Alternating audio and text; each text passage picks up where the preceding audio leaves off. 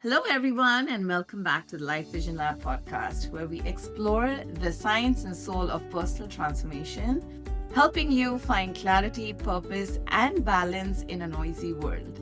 In North America, we just had our first snowfall of the season, and let's be honest, none of us were really ready for this.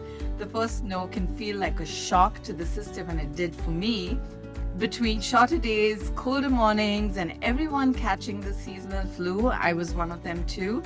I've been hearing so many people talk about winter blues and seasonal depression. And it makes sense when our external world feels heavy or gray. It's easy for our inner world to mirror that. But that is exactly why mindset, neuroscience, and emotional regulation are so important, especially now. Because the truth is, we can't always control the weather outside, but we can learn to navigate the storms within. And that's what today's conversation is all about. How to rewire your mind, shift your energy, and find happiness from within, even when everything around you feels completely out of sync. Joining me today is someone who embodies that message beautifully, David McKee, the founder of Another Angle Consulting, a global advisory firm that helps individuals and organizations achieve breakthroughs through psychology, neuroscience, and mindset coaching. David is known for his rare ability to simplify complex concepts, which I completely love, and make mindset work deeply human and practical. He's been featured in Artist Weekly and Rewire for his groundbreaking work with creatives, helping artists overcome emotional blocks and redefining how the music industry approaches mental health. He's also the author of an upcoming book called Navigate the Noise, set to release in 2026, which I can't wait to talk about later in this episode. David, welcome to the show. I'm so excited to have you here today on Life Vision Lab. Thank you for having me. Thank you so much. I really appreciate that. I'm so excited for our conversation today, David. Why don't we start from the beginning? You've built an incredible body of work helping people break through mental and emotional barriers, but I know this work comes from a very personal place. What first led you into the world of psychology and mindset coaching? Sure. My dad was a Methodist minister, and due to a lot of things, but we find out that he got diagnosed that he was manic depressive and a bit of bipolar. And didn't find that out. Unfortunately, he was fighting a lot of those emotions on the mental health side, and no one really knew how to treat it, and made decisions that really broke up our family. And for the longest time, I held anger and resentment towards that. After about 15 years of holding on to that, from 6 years old, 8 years old to 21, 23, that I realized my life didn't get better from holding all that resentment and anger. I saw other people who are friends or family themselves who they had gone through something and still held on to that kind of anger and guilt and a why me type mentality. And it just really struck me that that doesn't feel right. It doesn't feel like that's how it should be. And it really was the design of why I named my company Another Angle Consulting. How can we look at what happened in a different way? How many times, if you can break stuff down to its simplest core, is we get scared, we get in bad situations, and as humans, we make mistakes. Sometimes those mistakes are worse than others. But when I talk to people, I don't see people who just want to hurt other people. They feel like there's no other choice in the moment. I look back and I saw what my dad was going through. He was in his late 20s, early 30s, having kids very early, and he probably wasn't ready for it. And it was a lot of responsibility on him. I was able to see that his mental health was a major factor into what he was going on.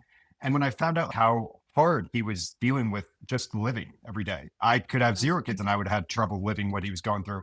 He had a job, a family responsible for, and a lot of unprocessed trauma because his dad died when he was very young. He didn't know how to be a dad and he got scared of that. So it helped us repair our relationship later in life. It made me realize that there were so many people I wish I could talk to before they hit where my dad hit, making mistakes in those late 20s to early mid 40s. If we can get ahead of that, talk about these issues in advance and let people know there are other options, we can help limit those negative thoughts, rewire it, use our neuroplasticity, and find ways to just really be better and more live to our potential compared to always feeling like we're a result of our mistakes. Thank you for being so transparent about it, David. It's amazing how a personal experience often becomes the foundation of our purpose. It's not amazing you went through it, but how you alchemize it to make it your life's purpose to help others find clarity and resilience through this work, Mhm. right? You have such a gift for making neuroscience accessible. For those who are new to this, can you explain what neuroplasticity really means and why it's the cornerstone of mindset work? The reason I wanted to ask this specific question is I'm a yoga teacher trainer and I've done meditation teacher training as well. And a lot of times, breath work, especially Kundalini yoga, covers neuroplasticity, but we still don't understand how deep it can go to really work on our mindset and help us from that point of view. So I think it'll be really good if you can help simplify some of this for the viewers. Sure. So neuroplasticity, in a very simple way of thinking, is doing things differently. And it's our ability to do things differently and think differently. There's not just one way of anything in life. Unfortunately, we usually default to our main course of action. What I like to bring up with neuroplasticity is the default mode network in our brain, which is when we kind of just go on auto mode. And there's a recent study where they said about 90 to 92% of what we do by the time we're 35 is automated. We're doing the same things almost every day. It's sleeping on the same side of the bed, scrolling right before you go to sleep, setting your alarm, and then when your alarm wakes you up, getting going. And where we can find little things within neuroplasticity to change neuroscience is we can find little talk about the last 10 minutes before you go to sleep, but the first 10 minutes when you wake up, your brain is in a partial theta mindset. So when your brain is in that theta pattern, you are more suggestible to your subconscious. It's why they say when you first wake up, say your affirmations in the mirror. To your point of what you said with Kundalini yoga is why there's neuroplasticity in there is you're breathing in a way that you don't normally breathe. And you're actively thinking, okay, I'm going to breathe this way. One of the best ways when we talk about raising your frequency or raising your vibration, however you want to say it, is just naturally doing breath work of breathe in for 3, hold for 3, breathe out for 3. And if you do that and slowly get into it, you start with breath work and then you think about gratitude. So there's ways that we can kind of stack and combo really simple things of just what your thoughts are, put those together, and it puts you in such a positive mindset and primes your brain for the positive. Whereas so much when we're in that autonomous zone, I like to say we prime the brain for the negative and we don't even know we're doing it half the time.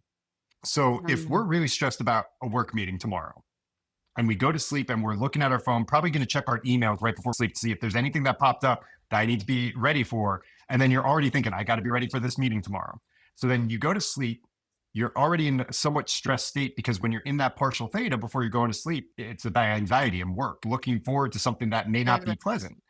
And then when you wake up, you hit off your alarm. The first thing is you go into your phone and you look at your emails again. It's like, what do I need to prep for? So I always tell people, give yourself a little bit more time. If it's 5 or 10 minutes during that theta point, think about how you want the meeting to go. Think about the same thing. Don't even change. If you need to think about that, that's great. Think about how it could go right, how you envision it going. The more fear, anxiety that you have tied to it, your vision is shorter. You're not going to see as much as what's going on. You have very kind of tunnel vision. Whereas if you're calm about it, get ready for it. This is what some of the greatest athletes do all the time. Prime their brain that everything's going to go right. That way you expect things to go right. Even if things go wrong, you're projecting such confidence that people think, I'm not even going to question that. They're so confident in what they're doing. It's having that natural push of, okay, how can I think of this and push this in a positive way? Honestly, David, I love that you simplify that because we do train our brain to think of the worst. And then when the worst does happen, you're like, how did this happen? But we're constantly preparing for the worst. And so it does end up happening. So when people say you manifest your reality, this is what it really means. 100%. The big thing that I get excited with this stuff, when you talk about law of attraction and manifesting, I love that that's become the common word and it's not in that woo-woo category that people shut down and don't want to talk about it. Almost everyone believes in manifesting to some extent. And I look back at a lot of the negative things, and I'm not saying I caused the negative things to happen to me in my life, but I expected bad to always happen. We have a reticular activating system. It's like a filter. It's essentially what you pointed at and what you tell it to think about, that's what you're going to think about. If you are always looking for how everything could go wrong, you're looking in your zone of vision for bad things to happen. You're expecting that. You're not looking for the good. And they've done multiple tests on this. There's this really cool newspaper test where they had and 2 types of people who considered themselves lucky and the people who considered themselves unlucky. And that was the only difference. They both got this same newspaper and they were given this task. go from beginning to end, count every picture, and at the end, tell me how many pictures there are in this entire newspaper. On page 2, when you got to it, there was like a little block in writing. And because it wasn't a picture, most people just jumped past it. But in that block of writing, it said, you don't need to count anymore. There's 46, whatever the number was, pictures. You can close the paper. You're done. And there was almost 100% that it was lined up to the people who saw that on page 2 and stopped were the people who considered themselves lucky. They were looking for everything because their vision was bigger. The other group, the unlucky people, didn't see it and were counting rapidly to get to the end of the paper. So think about that in life. How many opportunities might be right in front of our face, but because we're so narrow focused on whatever just hyper happening within our reality, we can't see what else is going on. So I'm a big believer of the more you can really fall into that positive mindset and be looking for positive things, it can be life-changing. It's almost like putting on a pair of glasses and getting a new prescription. I couldn't see before, but now I see everything. And it just kind of has that spiritual same type effect of what you would have just with your vision. And like you said, I love that manifesting, law of attraction, etc., has become so mainstream and people everywhere are talking about it. And honestly, I was introduced to the concept back in 2016. And I didn't even know what it means when people would say law of attraction, manifesting. So I would just go through my own meditations. And I realized that's it. You constantly have to prime your brain. The brain doesn't know if it's true or not. It's just something that you keep feeding into it. Why do you think it's so natural for human beings to default into thinking of a negative outcome? So I think there's a slew of things, but you take mainstream news, you take social media, you take all these other things, and a lot of them typically have psychological manipulation triggering type words. And I'm not using that in a bad way. People will use words. Where I tell people to look out for it is if you're trying to be informed and they're telling you how to feel. This is so upsetting. This is so awful. This is horrific. Words like that is they're telling you what's happening. And I'm of the mindset, I can think for myself, just tell me the facts and I can make a reasonable explanation on that. So a lot of what we have coming to us is just kind of flooded in the negative, that it's all there. And then the big thing that was a game changer for me, and I think it is for a lot of people, is we don't know how negative our thoughts are until we start cataloging them. I got challenged by a mentor and it was life-changing for me he said, write down every negative thought and neutral thought you have for the day. And whenever you have it, you have to write it down 5 times each time. It's like the old exercise of writing it on the chalkboard if you make a mistake. The whole idea was to try to catch it because so many times we will think something and then we react off of that and then we don't like our reaction. And we're like, man, if I could have known in advance, I could have tried that. A lot of people don't even know they're thinking that. We're in that default mode network, autonomous zone. If we're automatically doing that, we're not really thinking. And it's a phenomena that I like to say that our body is calling all the shots and our brain's along for the ride. And we can really live life where our brain is calling all the shots and our body's along for the ride. And it's a lot easier when you're living that way. So if you have the changes, it's easy to change, but it's knowing there's a problem. Until you really shine light and focus on it, you might not even know it's an issue. And for me, I thought, I don't think that negative. I've always been told I'm a positive person and people think I'm very happy. I knew that I struggled with certain things, with some type of depression or trauma that I grew up with, but I didn't think I was a negative thinker until I did that exercise. And I don't quit at almost anything. I put my hands up after 3 hours and I was just like, whoa, how do I stop this? And he's like, no, complete it. And he made me go for 24 hours and I did, even though I tried to quit. What that does is it now catches me when I think certain things. And it's a lot of it's limiting beliefs and it's the story we've been telling ourselves. And whether that's a story we've been directly telling ourselves or we were fed sometimes from our parents or our grandparents. I love my mom to death. She was an angel, but she gave me a lot of guilt trips. And I think a lot of parents of my generation did the same thing and get scared if we make a mistake. We should be okay and encouraged to make mistakes. There's been this study where they said the difference between super successful people and people who are maybe average or not really happy in life is not that we all fail. So that's the one given. We're all on that same level. We're all going to fail. We're going to have some level of failure. It's how fast are you able to get back up, lick your wounds, be over it and done. So a big part of what I do system-wise is... And that's resilience, right? Yeah, absolutely. And it's being able to catch it and knowing I like to do this basic exercise. So I'll throw it at you because this is something I do with my clients all the time. Can you name me 3 really great decisions you made when you were really mad? Nothing. Okay. I bet you can name 3 bad decisions you've made when you were really angry. So, and that's you're 100% with everybody who's I've ever asked that question. We all kind of have that same reaction. And that shouting moment, because I didn't really think of that as something so simple, but just don't make decisions when you're angry. Stop, put your phone away, take a walk, go work out, take a drive, do whatever you need to do. But don't let yourself get into a destructive phone call or a text message. Do something, because if you can come back to calm, and for me, I would always beat myself up. I'm really tough on myself. I'm a perfectionist. I realized that really wasn't doing me any good, because anytime I would get thrown off, triggered, anything along that line, I thought I was reverting back or I wasn't progressing as I expected. And it's fine to feel the feeling. It's how fast can you get back to calm? When I realized it wasn't a black or white type thing and it was shades of gray, it's fine to be like, sometimes things happen to you. That's great. You need to cry. You need to get upset or yell out. That'll happen. It's then, can I get back to calm? And I made that competition with myself. I'm a big sports guy. I'm big into like really challenging myself. So I was like, that threw me off for 10 minutes. How can I get it down to 9 and then to 8? And it's just naturally of, you realize that then when you get anger, it's something from your past. You've had some type of trauma that you've not dealt with yet. And that's what's really coming out. When you know that's the source of it all, it's really easy. Now I become curious. Instead of just getting angry at myself, I'm like, why did I have that reaction to that? You start getting more conscious of your trigger points, right? Yeah. And I love that you brought this up, because I can so relate to this, David, because I am too very critical of myself. And when I'm really angry, I used to just blow up and then feel terrible that I got so angry and put my family through that experience. So now I've learned how to observe and actually notify people around me that I'm not in the right frame of mind. I need my space. So let's not talk right Yeah. now. The family appreciates it because like, hey, this is great. And we really appreciate you giving us a heads up. So we're not coming Yeah. your way. Now, if it happens 4 times, 5 times a week, which it did, there's something that I'm working through. But if it then starts reducing from there, then you know, okay, you work through it and then you move on to the next. But David, I think it comes from intentional living though. And a lot of us are in autopilot, right? And so it gets so hard. And that's one of the intentions why I wanted to start this podcast, to push people into challenging how they live their day to day.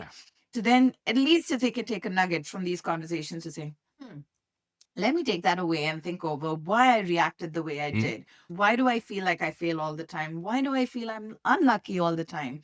And I hear people around me say that constantly to themselves. That's such a valid point you raise. And so those who are sort of new to this, or when you start working with a client, what are the common misconceptions people have about mindset or rewiring the brain? What have you heard? So I like to break it down. I get different types of, oddly enough, I work within the music industry, and then I also work in the business and finance industry. So I've worked longer in finance business. I went to college for that. I would think that would be easier. And that's actually the tougher one.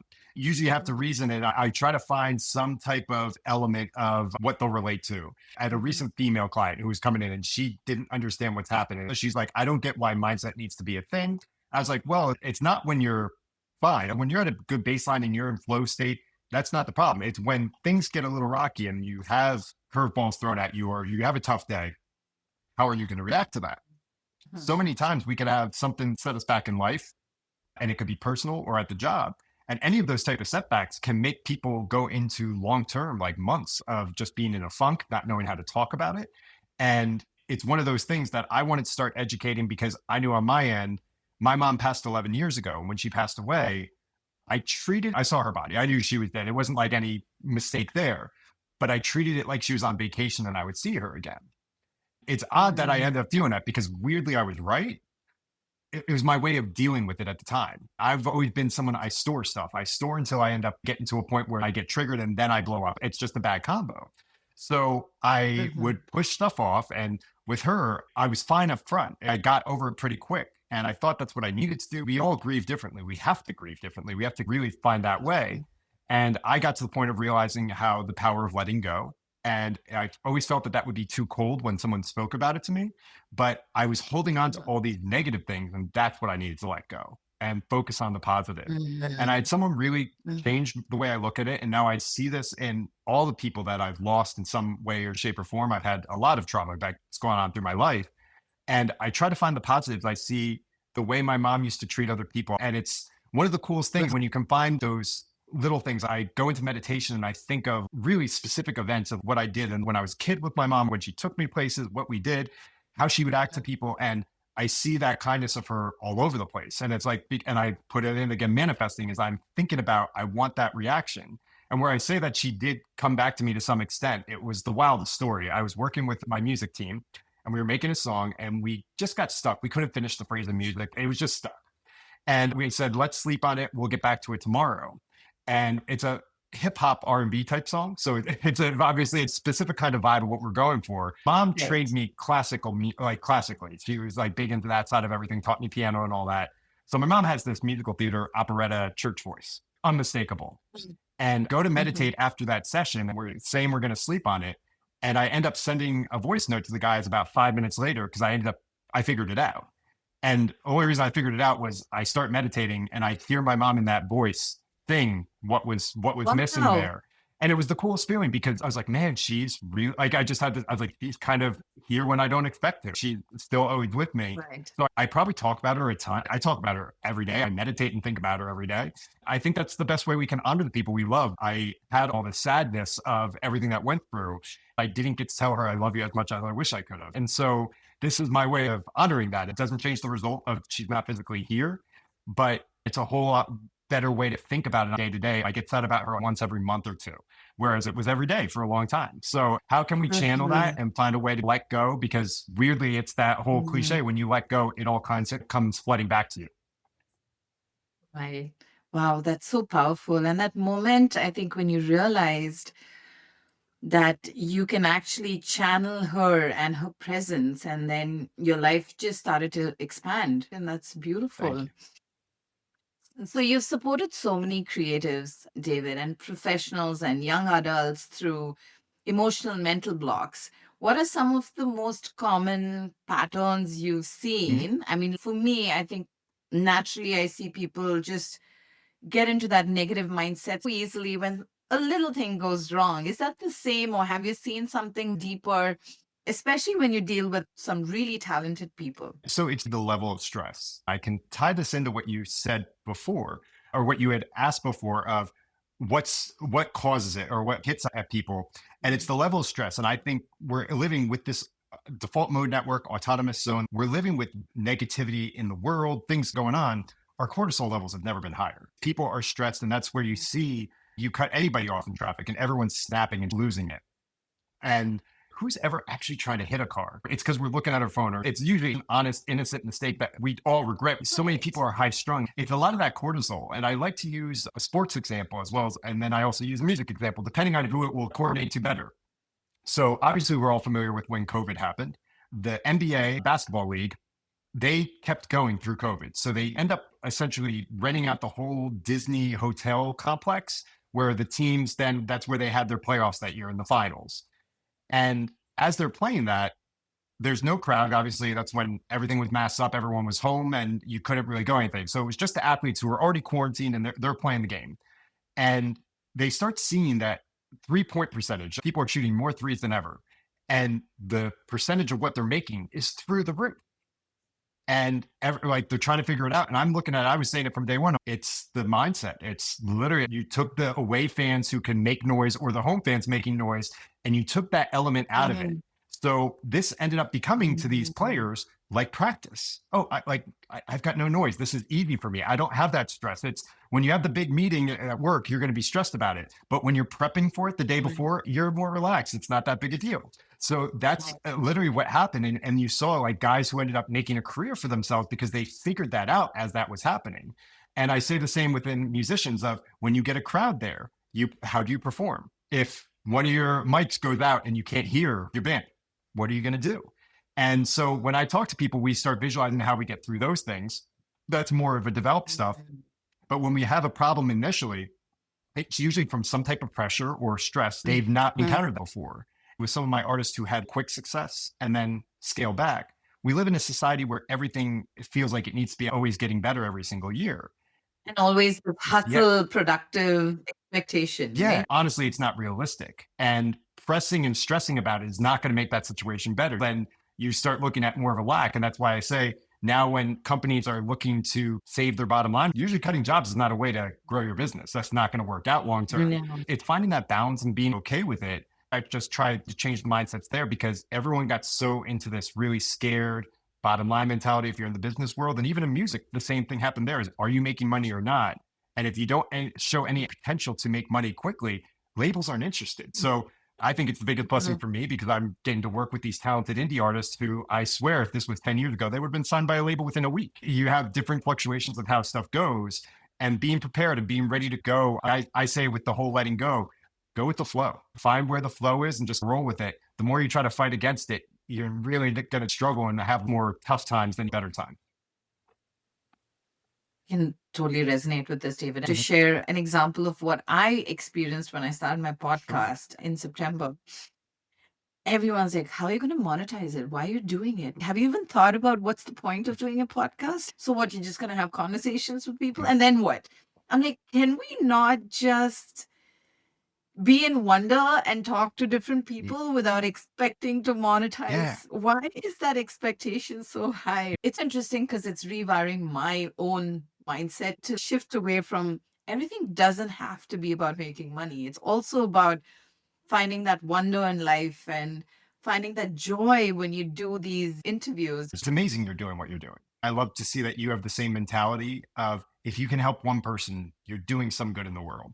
I really believe in the trickle down effect. If you do one thing positive, you're sending a ripple out that's going to help other people. Sometimes we don't always know why, and we won't be able to figure it out or monetize it. And that doesn't mean it's a bad thing. Majority of the things in my life, and I look back fondly with my mom, we grew up very, very poor. And there was so much love there. I didn't realize we were poor until I was in college. My mom hid that from me, and I felt nothing but love, and just that what I had was enough. For others, it might not be enough, but I always say, if you have one person who believes in you and loves you, you can pretty much do anything and have a great view of the world. So I love that you're doing that, because you're putting that ripple out there in a big way. Thank you, David. And that's a good segue into shifting a bit of our conversation towards what can people do as a micro practice. I know in the beginning you said you want to talk about some daily practices that we can implement in our lives. And so can you expand on that and share a short micro practice to help all of us reset our mind and mindset? Sure. So this one, it could be just a couple minutes every day. I would start if we close our eyes and we breathe for 3, hold for 3, breathe out for 3. Do that 2 more times. Breathe in for 3. Hold for 3. Breathe out for 3. 1 more. Breathe in for 3. Hold for 3. Breathe out for 3. Think of a moment from your childhood where you were just happy. No expectations. It could just be someone made you feel really good. Someone told you they cared about you or what you were doing. Think about the person you loved most growing up. Think about how they made you feel every time they talked to you. Okay. Now we're going to think of 3 things of what we want to accomplish over this next week. What's one thing that's been bugging you and tough that you'd like to start finding ways to get progress on that and hopefully complete it, whether it's this week or you're on progress to complete it by the end of this month? What's one thing at home you can do once you open your eyes that will be a quick task you can finish? And then third, what's one thing that you really want to accomplish by the end of this year? Breathe in for 3. Hold for 3. Breathe out for 3. All right. So that's how It just feels like such a completion when you take that last breath after you think of the 3 things. That is so powerful and such a quick recentering exercise. Thank you, because my thoughts are like all these questions I need to ask you, and it was all over the place. Now I feel so centered. Oh, I'm glad that worked. Thank you. It's one of those. It's a way that you can help sync your brain and your heart together. So the natural breathing, and then thinking about gratitude. Gratitude is one of the best ways for you to sync how that all happens. And a really cool thing, and this is something that everyone could apply on an everyday basis, notice it first, but really apply it, is the same part of your brain that processes gratitude is the same part of your brain that processes anger, frustration, sadness, depression. It really can only operate like a one in, one out mentality. So if you start feeling one of those nasty emotions, think about what you're grateful for. And trust me, you're going to have a little bit where you're frustrated and you don't really want to get into it. You're like, not now. And it's that, but it's a way that, And there's this whole yeah. pushback, And right? I'd say it's like the Yes. more I feel that, I actually chase into that now. Is that something that Right. usually that is a neuroplasticity thing? Our body wants to be automated. Think of it, our body likes to be lazy. It doesn't want to do the hard thing. So it's always going to push that back. Mhm. And the more we can really lean into those feelings and find those different things that we can add in.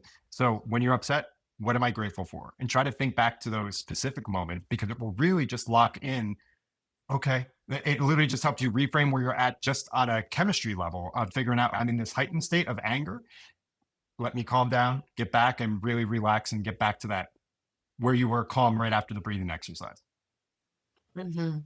And I think for me too, David, when I got into this practice, and there was a very difficult period in my life as an adult, I think one that I distinctly remember because that really shifted the way I approach things is I literally took pen and paper and I said, I'm going to sit down here as uncomfortable as I get to write down what am I grateful for. Mhm. And it was very uncomfortable, like you said, Mhm. because all you want to do was scream, shout, be angry, hate the world, think you're the victim, Yeah. and just go through that process, feeling horrible about everything. But the minute you start writing, and I want to say the magic number was 3, like after 3 things that I was grateful for, something Oh, yeah. switched. And then I couldn't stop myself but do it every day now. So when I go to bed, and even if I'm still angry about something, I thank my pillow, I thank my That's great. sheets. But then it's the fact that I'm not focused on the Yeah. negative then, right? And I'm still focused on the feeling of gratitude at that point. So I love that you raised that. And what does emotional resilience look like then with this sort of Yeah. practice? So emotional resilience really falls into when we were talking before about the how quick can you get back to calm is we're Mm. going to fail and it's okay with failing. The most successful Mhm. people have failed and really done their best work after failing at something. It's very social media and how society's kind of gotten to us. It was keeping up with the Joneses in the 90s and 2000s. And now it's the social media age of everything is perfect. And you've got to be always doing bigger and better or something great. It's not realistic. A lot of people aren't living that life they show. It's a great highlight reel, but reality, can you share the stuff when you're down? And I think it's also affected by social relationships of how we treat our friends and things like that. Because I really love to say that if you're a true friend of mine, you better call me when you're having a downtime. I'll be there for you. If I just need to listen and be a soundboard of what you need, that's what friends are for. We've gotten to a society, especially men around my age, that they just don't like to talk about the emotions or get things out. And that just continues and trend keeps things negative. When you really can get that out, you can process and move forward and find a way around it. So many people are just content with being frustrated and angry. It's something that I think is also like a relationship type thing of finger pointing or scorekeeping. If everything is, I did this because of that person, at what point are we responsible for ourselves? If someone does really something really messed up to you, it is, but it's my parents raised me of just because they did it doesn't mean you react. That doesn't give you free will to go back at someone. Sometimes you just have to realize, yeah, what they did was bad and you got to let it go. Want to kind of unpack a little bit what you said about you tell a lot of men around you as well to be more expressive and talk about these things. I had an interesting discussion with a bunch of friends, and one of the male friends, we were talking about my podcast and stuff, and I was like, hey, have you listened to any episode and what do you think? And coincidentally, I think the first 4 episodes were women, right? Women Mhm. guests. And so his natural reaction was, oh, yeah, your podcast is dedicated to women. I was like, no, that's not true. My welcome video specifically said, I'm interested in all things human, Mhm. not just men or women. And even when people were asking me, find your niche, get really specific, I was like, I love all things human. I don't want to chase a niche because that's the best thing to Mhm. do. It was interesting that especially the male friends had a comment that mindset shift, transformation, reprogramming, etc., is a very female focused thing. Do you experience that too, Y- David, in your For practice? sure. My biggest obstacle is men who think they don't need to or that it's a sign of weakness. And I let them know I was Mm, just like them. A lot of them come from an athletic background where you bury everything and just deal with it. It's always kind of in that range.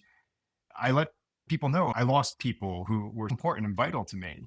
Doing all that made me so much worse. It raised the stress levels in my body. It made me sick. It made me lose my hair. I go down the list of everything. So I'm like, at what point I'm like, would you rather talk about it now or 30 years from now where you say, hey, I regret I didn't talk to you sooner because I could have done A, B, and C.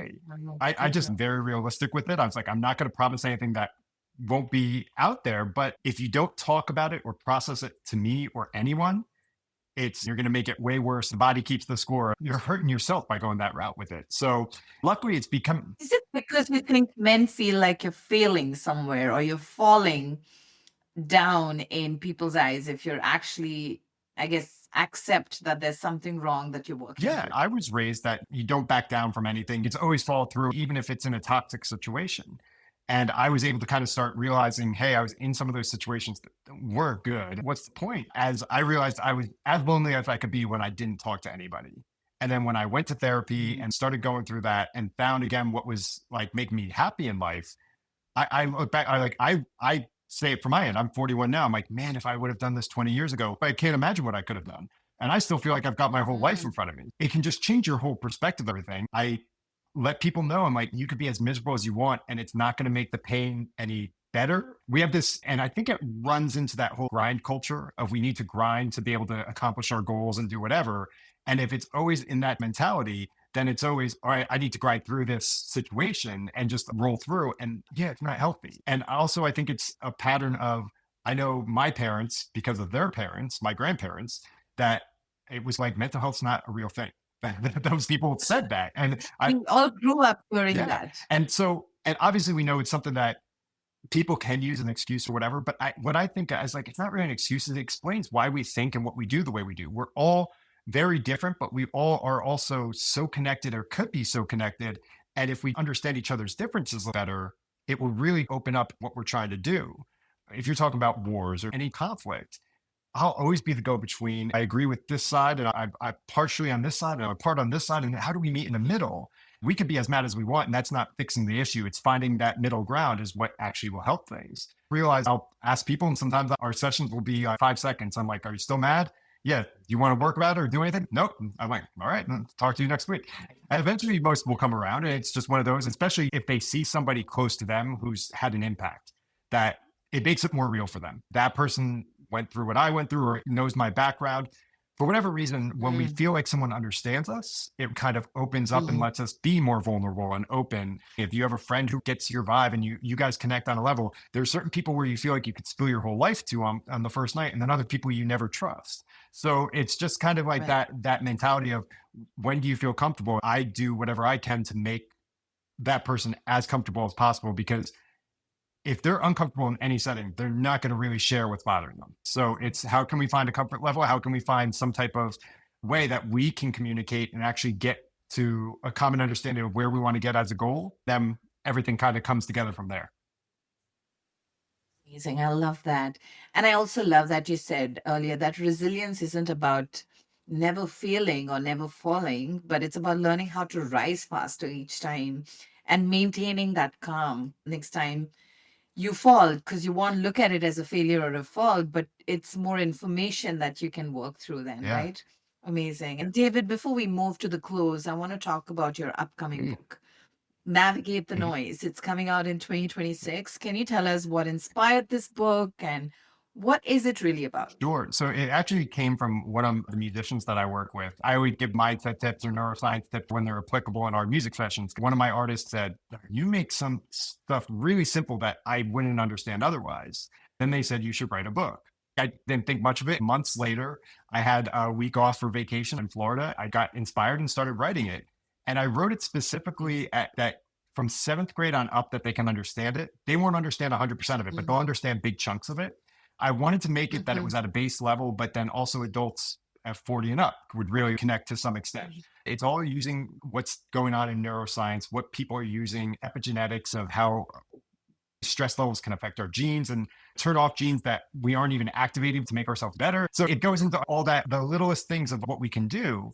And I just wanted to get it out there for as many people as possible, because it's the type of book that if I was in middle school or high school, it really would have helped me a ton to realize a lot of the parenting that I missed from my dad and a lot of the upbringing of why we think like this. I got diagnosed with ADHD late in life. Man, I didn't realize that I was going through that. I just thought something was wrong with me, or I just knew I was different. It's negative when you're different. It's something that I always held as I thought it made me weird, or that people didn't like me for it. And now I wear it as a badge of honor. I think it's one of the coolest things about me. It's when you can figure it out about yourself and how you start hacking.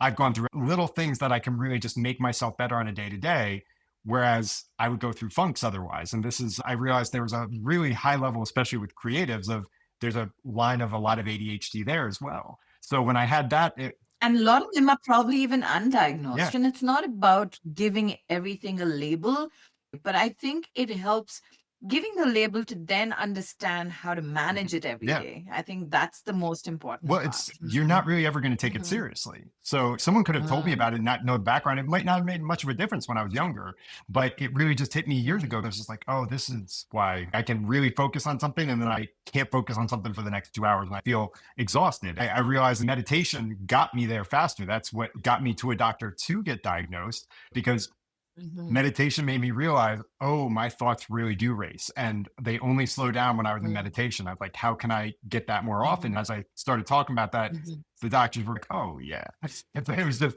plain as day, because of what we talked about with mental health earlier. I didn't have anything severely wrong with me, and I was pretty successful and I was doing well. I just could have been doing better. I was just like kind of operating at 70, 75% capacity. And a lot of us are essentially working at a capacity that isn't at our 100%. We don't have our personal iPhone or for our body charged up to 100.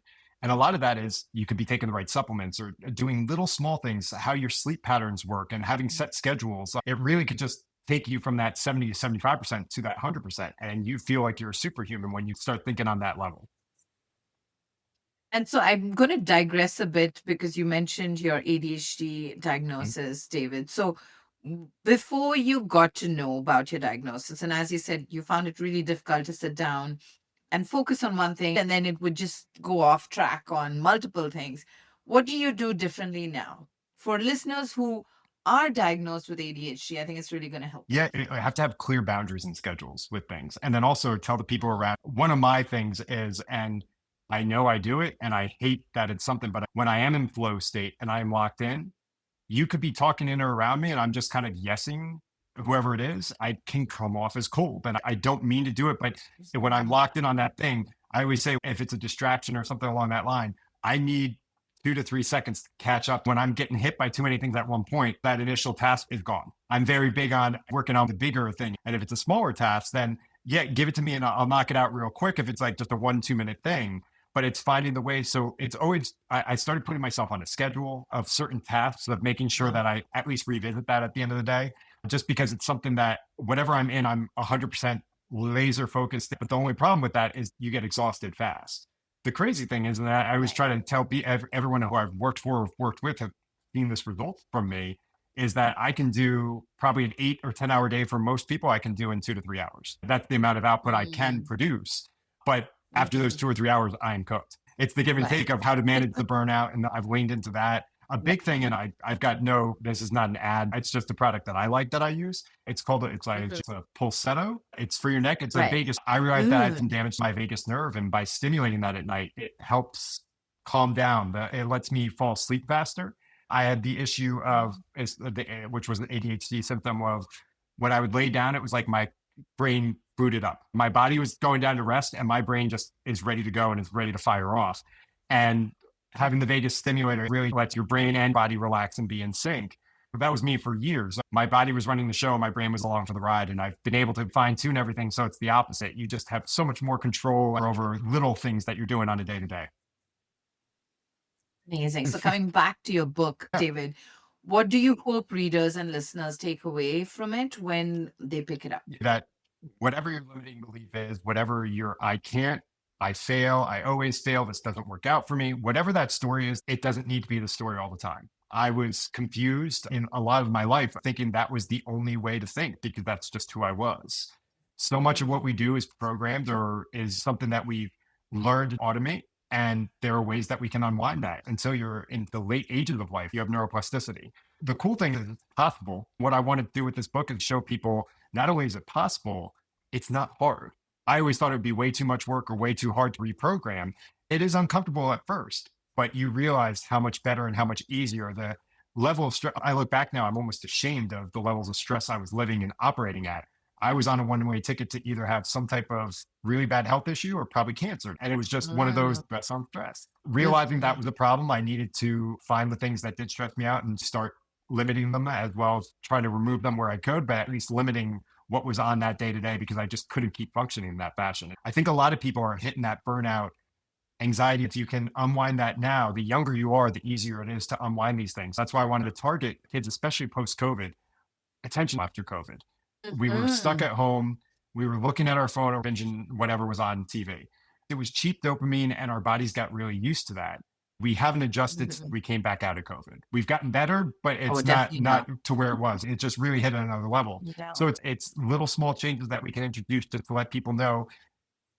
People will say social media is bad. How can we explain that in a really easy way using neuroscience and shortening your attention span? I like to use the example of if you have a child and they say, I want ice cream, and you just give them that right away. I want to watch a movie, give it to them right away.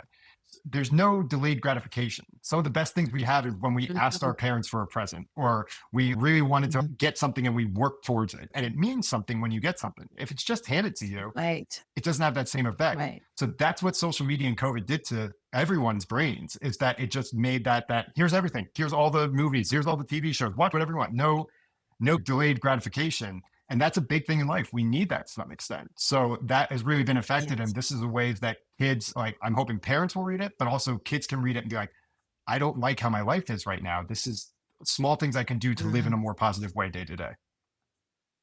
Absolutely. And I think that's why I've dedicated my social media page of Life Vision Lab to really trigger some deep intentional thinking, David, because there's so much content out there that reduces your attention span, or that quick dopamine fix, that there aren't enough where we actually push people for intentional living.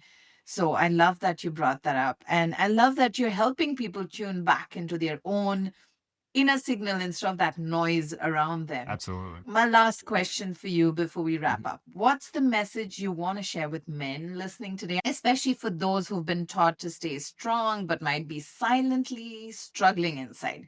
What's the first step? What's your message and the first step they can take? Journaling. And by journaling, I mean, write something down, even if it's a voice note, or if it's on the notes on your iPhone, or if you talk, like, whatever works for you, especially what's bothering you or what's frustrating you to some extent. It was something that I uncovered on myself by doing this. I thought I'm the first person. I was the poster boy of saying journaling is stupid. You get no benefit out of it. I went through something really hard in my life at a certain point, and I said to my therapist, I can't keep going like this. I am so sad. I don't know how to react every day. And that was her thing to me. And I didn't get it. I was mad. Like, that's your reaction to it? I didn't get it. But I did it, and I followed through. I was like, what do I've got to lose? Let me try to figure this out. And by journaling, I thought I was sad every day.